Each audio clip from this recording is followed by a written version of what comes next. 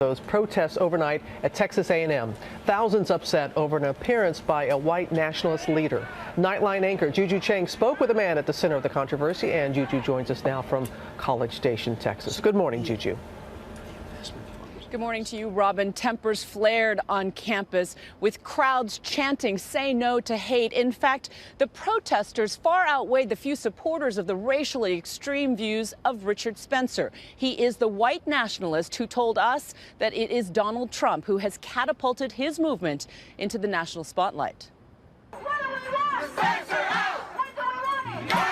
Tensions running high overnight at Texas A&M as thousands came out to protest this man. White people are ruling right now. White people have a tremendous amount of power. Richard Spencer claims he's not a white supremacist. Credited with coining the term alt-right, he's known for promoting white nationalism and the creation of an all-white ethno-state. Going viral last month after this video emerged of him shouting, "Hail Trump, hail victory," as attendees of his National Policy Institute event gave the Nazi salute. Hail Trump! Spencer, a racial extremist with controversial views of racial differences, was drowned out by protesters in College Station, Texas.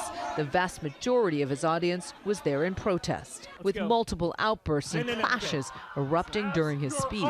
Security had to intervene to de-escalate several volatile exchanges. At one point, police in riot gear entered the student union, but none of the hostility took Spencer off message. I see myself as mainstream. I want to be mainstream. And I yet, want to be part of an elite. Are you trying to normalize racism? Yes, I'm trying to normalize racism, as you call it. Absolutely, I'm trying to normalize my ideas, our ideas of the alt-right, yes. I do not want the alt-right to be a fringe movement. I want the alt-right to be a dominant movement.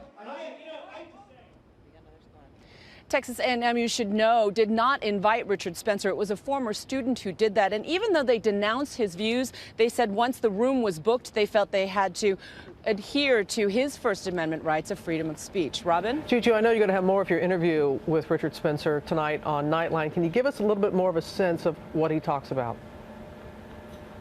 Well, I asked him about his controversial views and whether he was playing with fire using a lot of the Nazi symbolism that went viral when his supporters did the Nazi salute, frankly, after a speech. And he said that that was irony and exuberance on the part of his supporters. But there's a lot to dig into, Robin. Many will be watching you tonight on Nightline.